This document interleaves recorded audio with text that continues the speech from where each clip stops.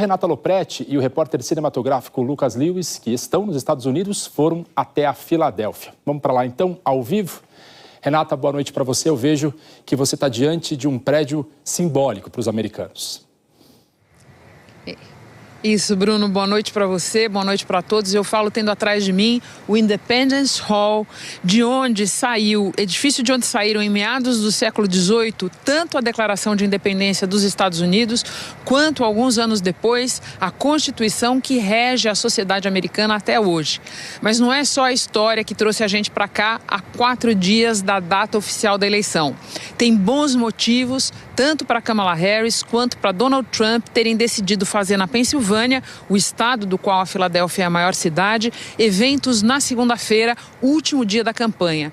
Ambos apostam que numa eleição hiperpolarizada, na qual resta um estoque pequeno de indecisos, muitos deles estão escondidos aqui e precisam ser convencidos a votar, porque o voto, lembrando mais uma vez, não é obrigatório nos Estados Unidos. De um total de 50, são apenas 7 os estados considerados decisivos desta vez. A gente vai ver na reportagem porque a atenção está concentrada, acima de tudo, em um deles.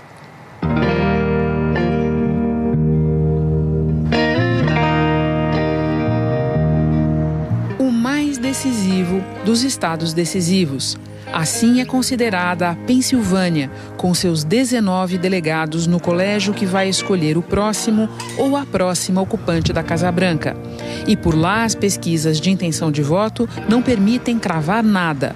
19 pode parecer pouco, se compararmos com o número de delegados de estados mais populosos, como Califórnia ou Texas.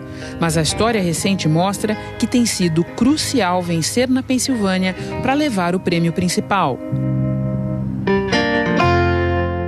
Das 12 últimas eleições para presidente, em 10, quem venceu nesse estado se elegeu.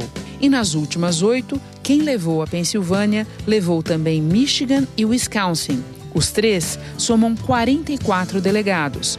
Lembrando da regra do jogo, para vencer a eleição, o candidato precisa levar 270 dos 538 votos do colégio eleitoral. Agora recuando um pouco mais no tempo, de 1992 a 2012, Pensilvânia, Michigan e Wisconsin faziam parte do Blue Wall, em português, Muralha Azul, um grupo de 18 estados onde, durante 2 décadas, os candidatos do Partido Democrata à presidência se deram bem. Mas em 2016, os 3 quebraram o padrão. Deram vitória a Donald Trump, do Partido Republicano, que acabou derrotando Hillary Clinton no colégio eleitoral. Mas o que determinou essa mudança? O segmento principal para Trump era brancos, homens rurais, que têm essa sensação de perda, que realmente, economicamente falando, sabe, tem problema, tem desafios assim. Ele conseguiu mobilizar esse segmento em 2016. Por Michigan, Wisconsin e Pensilvânia passa o chamado Cinturão da Ferrugem, onde a indústria se desenvolveu bem até meados do século XX, entrando a partir daí num declínio ditado por uma combinação de fatores econômicos e sociais. Erie é um exemplo de cidade que prosperou na década de 50 e que em anos recentes enfrentou uma decadência econômica significativa, perdendo milhares de empregos na indústria com o fechamento de fábricas. Phil Kerner vem de uma família de ferramenteiros. Usufruiu do legado industrial e acompanhou de perto a derrocada. Meu avô, meu pai, meus tios, meu irmão e eu fomos todos ferramenteiros. Mas houve um período de 15 anos que praticamente toda semana tinha uma má notícia. Então, isso meio que diz tudo, né? Meus filhos não serão ferramenteiros. Fábricas abandonadas, desemprego e perda de renda entraram no cotidiano e no cálculo do eleitor.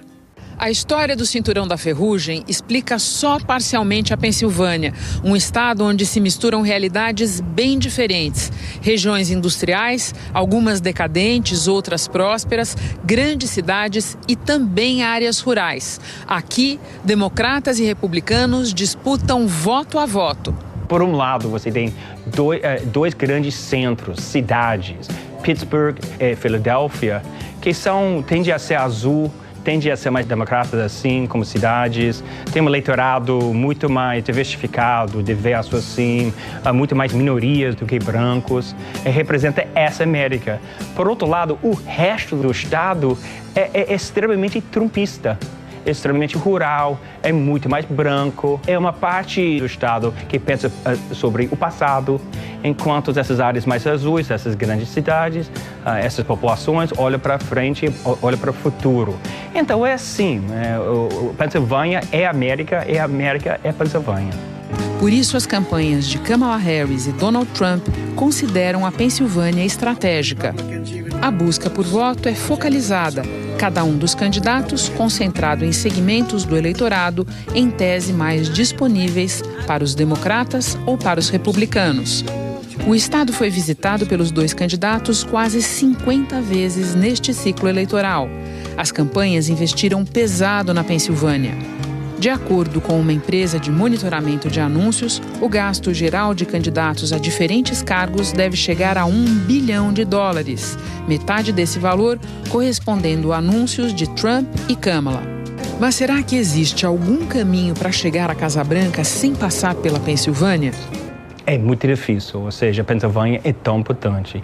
No caso de Harris, ela tem que ganhar 2 dos 4 outros estados pêndulos, ou seja, Arizona ou Nevada, ou Georgia ou a Carolina do Norte. Se ela perder a Pensilvânia, vai ser difícil levar um outro estado assim.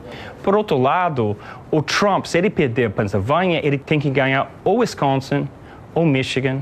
De novo, se ele perder a Pensilvânia, é difícil ver a que ponto ele pode ganhar um desses outros estados, mas esses são os caminhos dos dois.